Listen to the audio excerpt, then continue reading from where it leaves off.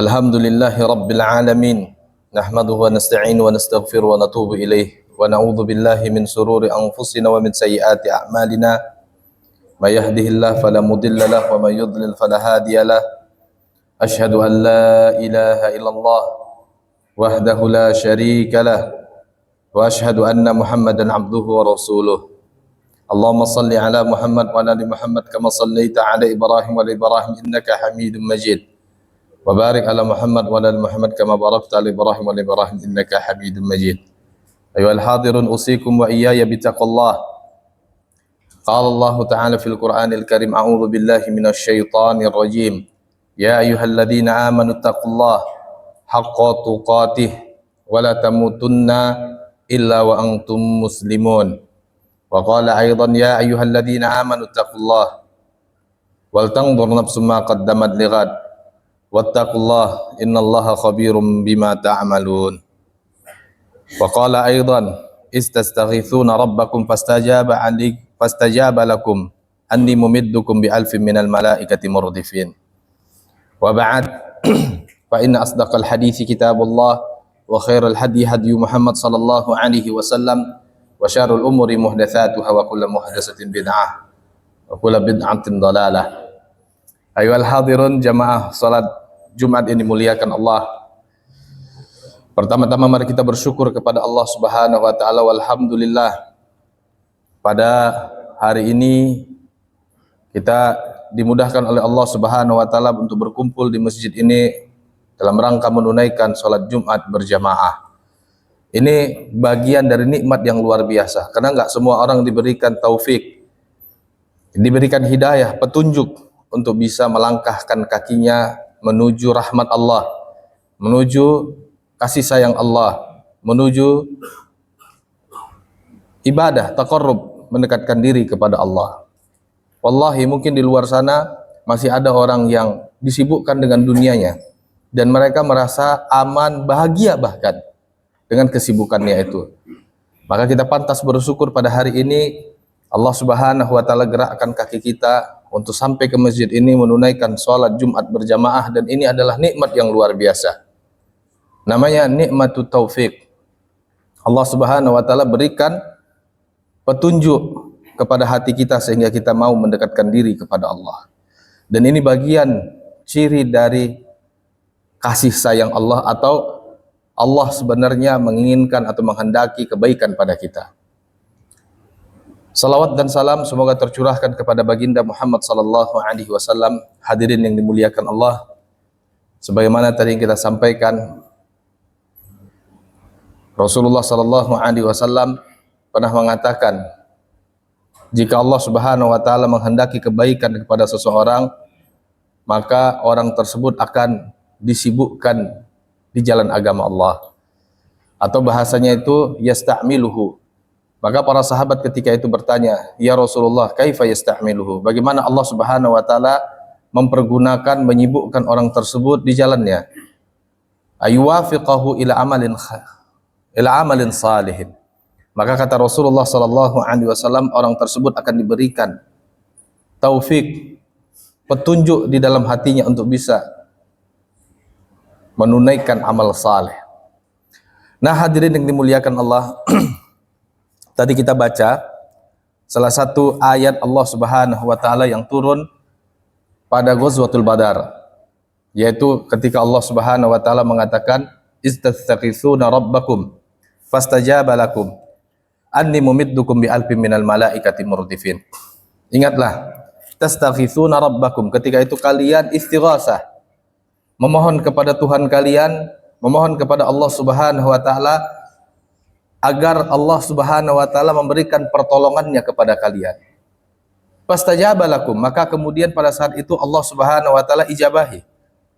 Fastajaba, diberikan ijabah oleh Allah Subhanahu wa taala, sehingga Allah Subhanahu wa taala mumiddukum bi alfin minal malaikati murdifin, memberikan pertolongan kepada kaum muslimin yang berdoa ketika itu, para sahabat, dengan bi alfin minal malaikati murdifin, dengan 1000 malaikat yang turun, murdifin, terus-terusan turun. Akhirnya Allah Subhanahu wa taala menangkan para sahabat pada Ghazwatul Badar, perang Badar. Padahal secara hitungan kertas atau hitungan kekuatan militer, maka harusnya tidak mungkin Rasulullah dan kaum muslimin, dalam hal ini para sahabat, bisa menang melawan pasukan Quraisy. Satu aja pertimbangannya, bahwa pasukan Quraisy yang datang itu adalah pasukan reguler, pasukan perang. Sementara Rasulullah menghimpun para sahabat, di antara mereka ada yang bisa berperang, ada di antara mereka para petani, para peternak, atau orang-orang yang sebenarnya tidak memiliki keterampilan dalam peperangan. Tapi hadirin yang dimuliakan Allah, sering sekali peperangan itu tidak dimenangkan dengan kekuatan militer saja. Tapi ada faktor-faktor yang kadang-kadang tidak tertulis tapi itu menentukan. Dan ini yang terjadi pada Rasulullah dan para sahabat. Sehingga hadirin yang dimuliakan Allah, kalau kita lihat dalam buku-buku sejarah, di antaranya Matan Mi'iyah, disebutkan wa ghazwatul abwa'i ba'd fi safar hadha fi thaniyati ghazwati ishtahar ila buwati thumma badrin wajabat tahawulul kiblah fi nisfi rajab. Ya, jadi perang Badar ini hadirin yang dimuliakan Allah termasuk perang yang terjadi di awal-awal hijrahnya Nabi. Tepatnya di tahun kedua setelah hijrahnya Nabi SAW dari Mekah ke Madinah. Maka disebutkan bahwa di antara perang yang dilakukan Nabi itu adalah ilal buati thumma badrin wajab. Ada perang Buat dan perang Badar yang tadi kita sebutkan. Dan pada saat itulah, tidak beberapa lama kemudian, yaitu tepatnya beberapa bulan selanjutnya, tahawulul kiblah binisbi Rajab. Ada peristiwa di mana Allah Subhanahu wa taala memerintahkan fawalli wajhaka syatral Masjidil Haram. Kiblatnya dirubah dari Baitul Maqdis menuju Ka'bah Musyarrafah pada pertengahan bulan Rajab pada tahun kedua Hijriah. Dan menariknya hadirin yang dimuliakan Allah, dari apa yang ingin saya sampaikan pada kesempatan khutbah yang terbatas ini adalah ketika Rasulullah SAW dan para sahabat dimenangkan, hadirin, tidak terlihat pada hati mereka jumawa. Hadirin, tidak terlihat di hati mereka kesombongan. Bahkan para sahabat ketika itu khawatir, ini juga bagian dari istidraj. Ini bagian dari fitnah bahwa Allah Subhanahu wa taala memberikan atau memberikan kemenangan, mengulur nikmat di elu-elukan begitu ya. Lalu kemudian nanti ada fitnah di belakang. Mereka sangat khawatir. Khawatir sekali. Apalagi hadirin yang dimuliakan Allah, pasca perang Badar, Rasulullah SAW menjadikan tanah Badar itu al-fai, harta fai, dibagi-bagikan kepada para sahabat. Dan ini bagian dari konsep tanah dalam Islam. Jadi tanah Badar yang subur itu dibagi-bagikan oleh Rasulullah SAW lil fuqara, kepada orang-orang fakir. Dan ini sekali lagi konsep tanah dalam Islam. Jadi kalau ada orang fakir, jangan dibiarkan di atas kefakiran, atau kemudian kita membisniskan kefakiran dia.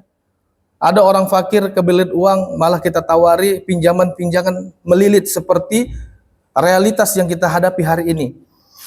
Menjamur pinjaman online, karena melihat bahwa bisnis yang paling menguntungkan adalah bisnis ketika orang terjepit.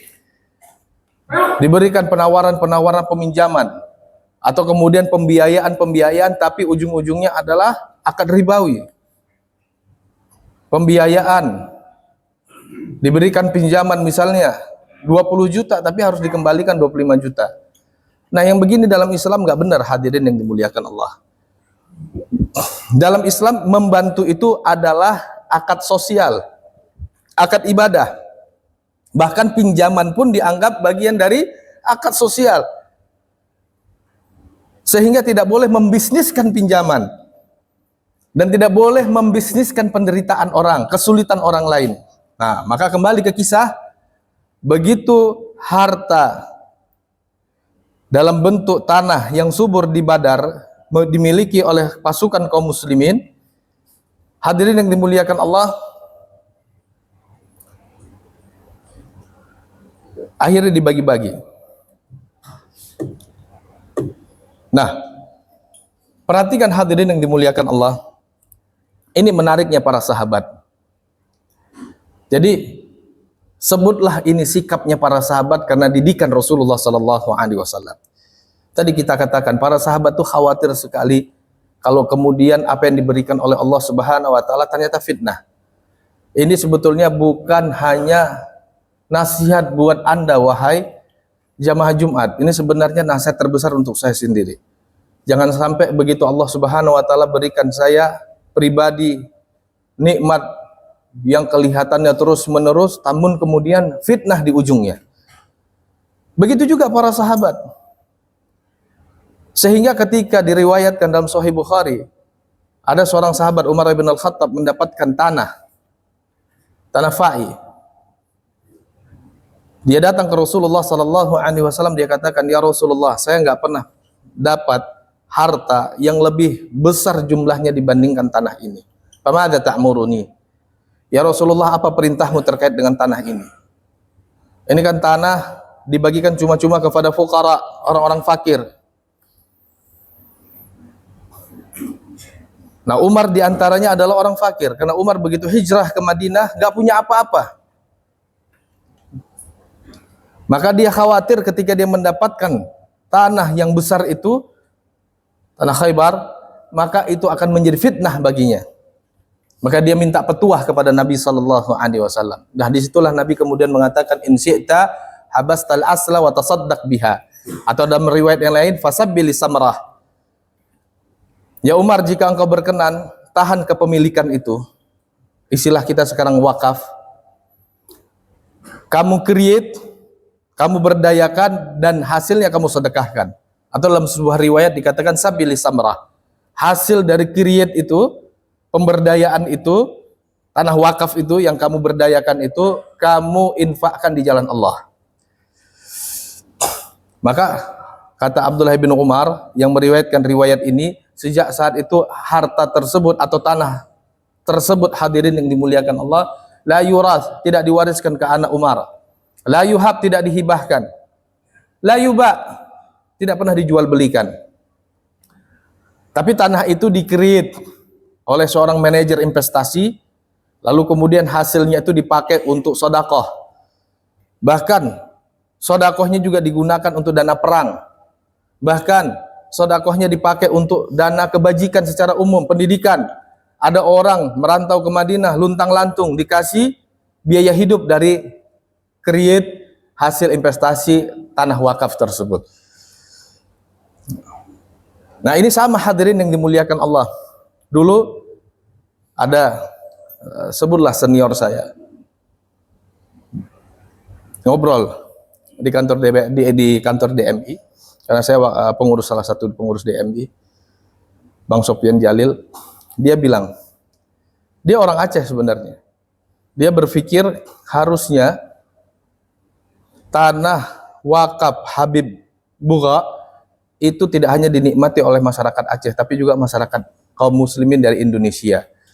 Tapi problemnya Habib Bugha itu ketika mewakafkan tanah itu kan jelas ketika itu Indonesia belum ada, maka ditunjuklah bahwa hasil dari wakaf itu untuk masyarakat Aceh. Maka sampai sekarang masyarakat Aceh kalau datang ke Makkah menunaikan haji, pasti ada bagian dari tanah wakaf tersebut diberikan kepada mereka dalam bentuk subsidi. Nah, yang ingin saya sampaikan hadirin yang dimuliakan Allah, begitu harusnya pola interaksi kita, dan dalam hal ini adalah kepemilikan harta. Jangan sampai harta itu, hadirin yang dimuliakan Allah, hanya berkisar, beredar di antara orang-orang kaya saja. Istilah Al-Qur'an itu kai la yakuna dulatan bainal aghniya'i minkum. Jangan sampai harta itu, kekayaan itu muter-muter pada pemilik modal saja. Akhirnya yang kaya makin kaya, populasinya hanya 1% dari total populasi masyarakat di dunia misalnya. Yang miskin makin miskin. Maka itulah sebabnya kemudian kita mendapati salah satu hikmah dari syariat zakat. Tu'khad, kata Nabi, min aghniyaihim faturaddu ila fuqaraihim. Zakat itu diambil dari orang-orang kaya, entah ketika dia nanti niaga, dagang, ada keuntungan lebih sampai mencapai nisab, kalikan 2,5. Nah, harta itulah yang kemudian didistribusikan, dibagi-bagi kembali kepada kaum duafa, kaum fuqara. Sehingga kaum du'afa, kaum fuqara bisa akses pendidikan, bisa akses makanan, bisa makan bergizi, sehingga tidak menjadi kebodohan yang diwariskan karena kurang gizi. Sehingga bisa sekolah, bahkan bisa kuliah, sehingga anaknya itu tidak mewarisi kebodohan dan tidak mewarisi kemiskinan orang tuanya. Ada kesempatan untuk maju, dan kehidupan seperti inilah yang kita dambakan. Kehidupan yang berkeadilan. Nah, dari sini hadirin yang dimuliakan Allah, tadi, oh ternyata begitu, memberikan kemanfaatan. Maka catat baik-baik, hadis ini atau kisah ini sebenarnya memberikan manfaat kepada kita atau memberikan faedah ilmu. Di antaranya hadirin yang dimuliakan Allah, cara pandang melihat harta. Bahwa harta itu bagi kita hadirin yang dimuliakan Allah alat untuk mendapatkan kesuksesan dunia dan akhirat. Makanya di dalam Al-Quran ketika berbicara interaksi, ketika berbicara muamalah, ujung-ujungnya la'allakum tuflihun, agar kalian beruntung. Maksudnya beruntung, sukses, bukan hanya sukses dunia tapi sukses akhirat.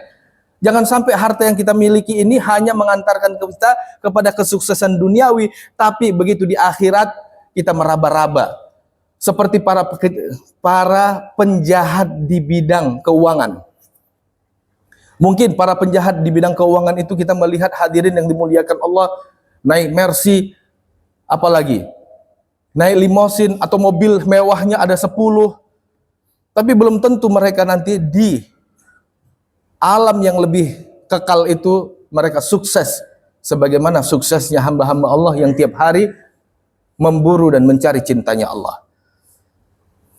Na'udzubillah hadirin yang dimuliakan Allah, kalau mereka yang jahat itu secara interaksi keuangan, udah korupsi, udah memiskinkan orang, tua pingin husnul khotimah, na'udzubillah, nggak bisa.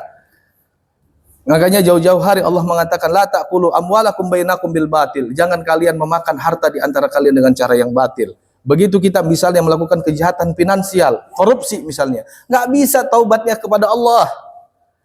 Dengan memperbanyak istighfar misalnya, nggak bisa wallahi. Makanya yang jahat secara finansial, pasti matinya nggak enak. Kadang-kadang hidupnya ditangguhkan oleh Allah hanya untuk merasakan betapa sakitnya itu stroke. Betapa sakitnya itu ketika dia kena darah tinggi, mati nggak bisa hidup pun tidak merasakan kenikmatan. Dan nanti di akhirat, atas kesulitan yang dia timpakan kepada orang lain, Allah Subhanahu wa taala akan balas dengan seadil-adilnya. Merana di akhirat hadirin. Kecuali dia taubat. Caranya bagaimana? Kalau dia ternyata korupsi, balikkan uang itu kepada masyarakat yang dia korupsi. Dan itu berat. Ada orang misalnya korupsi dana pendidikan. Gimana caranya untuk bisa mengembalikan itu dan kemudian memperbaiki kerusakan yang telah dia buat? Ada orang misalnya hadirin yang dimuliakan Allah, korupsi dana haji misalnya. Bagaimana dia memperbaiki itu? Sudah disepakati bahwa 20.000 dari total kuota tambahan, setengahnya itu untuk prioritas. Usia di atas 65, orang-orang yang memiliki penyakit yang berat. Tahu-taunya dijual belikan pakai skema misalnya pakai kanwil, travel, sehingga ada orang usia 80 tahun sudah berharap-harap berangkat, nggak jadi berangkat. Lalu Allah takdirkan wafat. Betapa sakitnya dia dan keluarganya. Lalu kemudian orang yang mengkorupsi itu mau tobat. Bagaimana cara tobatnya itu? Maka hadirin yang dimuliakan Allah, ini bukan berarti kejahatan itu mudah. Tapi saya katakan, kejahatan kepada sesama hamba Allah itu berat. Taubatnya gak mudah. Na'udzubillahnya, hari ini bangsa kita mengalami namanya brutalisme. Hari ini misalnya dikeluhkan, ini saya berbicara fakta. Orang-orang mengeluhkan, bahkan di TV juga dikeluhkan bahwa masyarakat itu brutalis. Ada pelaku usaha, pasti pelaku usahanya diporotin. Ada pabrik, pabriknya pasti dipalakin. Mulai dari Pak Ogah sampai kemana-mana. Tapi yakinlah hadirin yang dimuliakan Allah, kejahatan, brutalisme itu tidak lahir dari masyarakat bawah yang kemarin disebut jelata itu. Itu mirip seperti pameo yang tersebar di kita-kita. Guru kencing berdiri, murid kencing berlari. Nggak mungkin masyarakat jadi brutalis sehingga misalnya ada sekelompok masyarakat berpikir bagaimana mobil yang masuk ke komplek atau bagaimana mobil yang masuk untuk renovasi rumah itu dipalakin, dimintai 50.000. Itu nggak mungkin terjadi begitu aja. Itu diajarkan oleh para elit. Karena para elit melakukan korupsi, tindakan kejahatan finansial, maka kemudian masyarakat dalam dialog mereka bilang, gua dapat apa? Enak bener dia. Pakai stempel bisa malaki orang 300 juta, nggak dikit-dikit. Pakai surat bisa malakin orang 100 juta, nggak dikit-dikit. Terus kita dapat apa? Akhirnya dalam pembicaraan, dialog-dialog itu, maka masyarakat tadi kemudian berpikir untuk brutalis. Ya kalau gitu kita palaki yang bisa kita palaki. Ternyata yang bisa dipalaki adalah komplek. Orang lagi renov rumah. Nah itulah yang terjadi brutalisme itu. Maka untuk mencegah brutalisme itu, mau tidak mau pertama kali yang harus diperbaiki elitnya. Elitnya jangan menampakkan kejahatan itu. Dan memang jangan melakukan kejahatan itu. Sehingga tidak perlu ditiru oleh masyarakatnya. Dan hari-hari ini hadirin kita yang dimuliakan Allah, kita ngelihat ya betapa tingkat ketimpangan ekonomi dunia kan bermasalah sekali, indeks Gini namanya. Sehingga di Indonesia orang jadi sensitif kalau ada pejabat misalnya memamerkan kekayaannya. Sampai hari ini di Nepal, perdana menterinya, presidennya, menteri-menterinya dikejar oleh masyarakat. Pemicunya hanya karena keluarga, pejabat itu memamerkan kekayaannya. Masyarakat pada saat yang sama tersinggung karena sulitnya untuk mengakses ekonomi atau mengakses harta atau mengakses kekayaan. Mau sekolah aja bingung, mau makan aja bingung. Pejabatnya flexing. Pejabatnya memamerkan kalau dia punya moge ini, mobil ini, rumah sekian. Akhirnya timbullah kesadaran bersama, kemarahan bersama, sehingga terjadilah apa yang terjadi. Dan ini tidak tertutup kemungkinan di negeri kita juga akan terjadi pemicu yang sama. Maka hadirin yang dimuliakan Allah, melalui mimbar terbatas ini, saya ingatkan, orientasi kita mesti akhirat sebagaimana Rasulullah dan para sahabat. Dan yang kedua, hati-hati terkait dengan muamalah. Hati-hati terkait dengan muamalah. Satu kejahatan yang kita buat kepada orang lain, itu sulit taubatnya.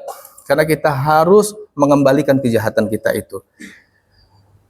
Mudah-mudahan yang sedikit ini bermanfaat. Barakallahu li wa lakum fil Qur'anil Karim wa nafa'ani wa iyyakum minal ayati wa dzikril hakim fastaghfiruhu innahu wal ghafurur rahim.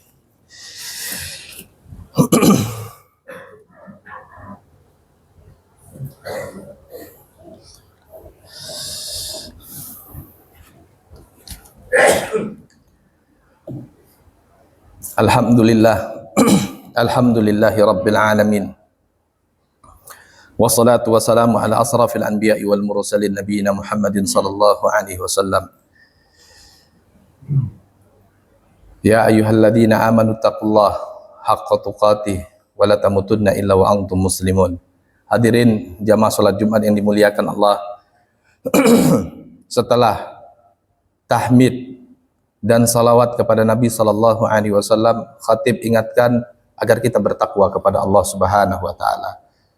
Allah ingatkan, wala tamutunna illa wa antum muslimun, dan janganlah kalian wafat kecuali wafat kalian dalam keadaan muslim semuslim-muslimnya.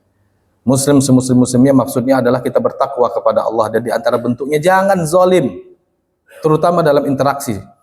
Silahkan Anda menjadi orang kaya. Nabi mengatakan la ba'sa al-ghina liman ittaqa. Enggak apa-apa kaya bagi orang yang bertakwa. Tapi jangan kemudian ketika Anda ingin kaya, Anda menzalimi orang lain. Di dalam Al-Qur'an ada satu surat itu menceritakan kezaliman yang dilakukan dalam muamalah. Sampai Allah mengatakan wailul lil mutaffifin alladzina idza talu 'alan nasi yastawfun wa idza kaluhum aw wazanuhum yukhsirun. Ini wail kita terjemahkan secara harfiah artinya celaka, tapi sebenarnya wail ini ismun min asma'i jahannam. Nama dari nama-nama jahannam. Maka sebenarnya terjemahan yang paling enak itu adalah jahanam sekali orang yang tukang nipu itu. Mutaffifun. Gimana penipuannya? Ini orang kalau beli ngotot, timbangannya sesuai, takarannya mesti sesuai. Tapi kalau dia ngejual ke orang lain, timbangannya dicurangi, takarannya dicurangi. Dan kita sering melihat ini watak masyarakat kita di pasar. Tidak hanya di pasar, sekarang kayaknya udah mulai menjamur. Kalau beli ngototnya luar biasa, tapi kalau jual nipu. Na'udzubillah min dzalika, jahannam orang seperti ini. Dan surat ini diturunkan oleh Allah Subhanahu wa taala untuk memberitahu kita kalau kejahatan dalam interaksi sosial itu bisa menularkan kejahatan yang lain. Artinya orang yang terbiasa melakukan kejahatan dalam interaksi sosial, nipu misalnya, itu akan menjadi penyakit menular, yang lain juga akan nipu. Kalau sudah yang lain nipu, maka menjadi kebiasaan.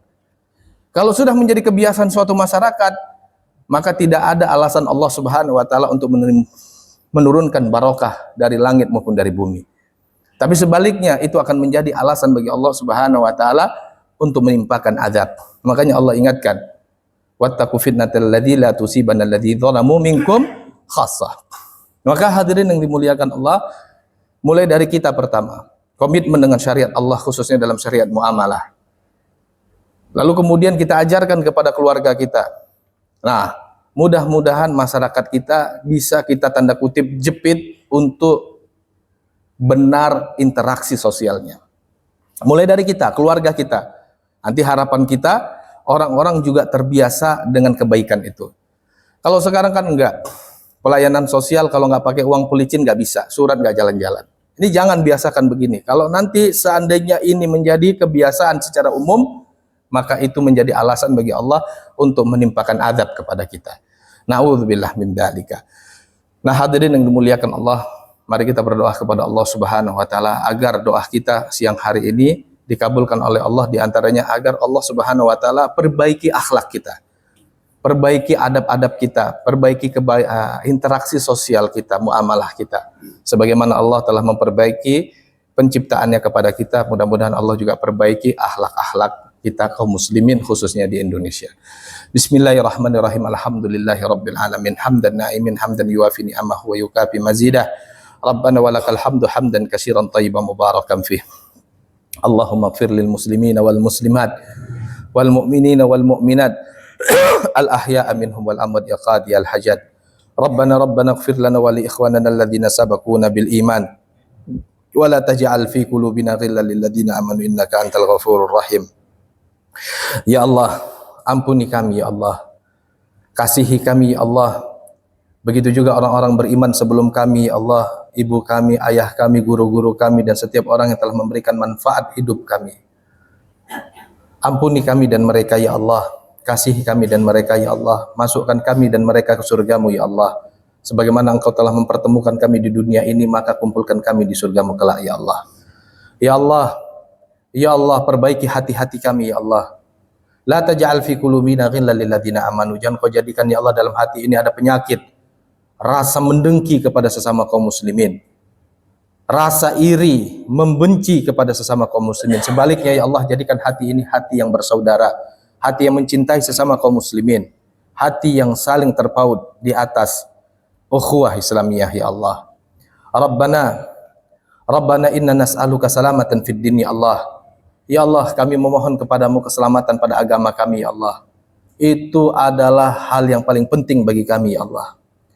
Rabbana nas'aluka al-khaira ma fi hadzal yawm wa khaira ma ba'dahu wa na'udzubika min syarri ma fi hadzal yawm wa syarri ma ba'dahu. Rabbana na'udzubika minasyirki alladzi la na'lam wa na'lam wa na'udzubika minal kufri wal faqri. Ya Allah, kami bermohon kepadamu dijauhkan dari dosa syirik, baik kami pahami atau kami sadari ataupun kami tidak sadari dosa kesyirikan itu. Jauhkan kami ya Allah dari kekafiran dan kefakiran ya Allah. Rabbana rzuq bir auladina waj'alhum salihin waj'alhum qurrata a'yunina ya Allah. Ya Allah, rezekikan kami bakti anak-anak kami, Allah jadikan mereka anak-anak yang saleh. Jadikan mereka pelipur lara kami ya Allah, penyejuk mata kami ya Allah. Jadikan mereka orang-orang yang akan melanjutkan perjuangan dan dakwah kami ya Allah.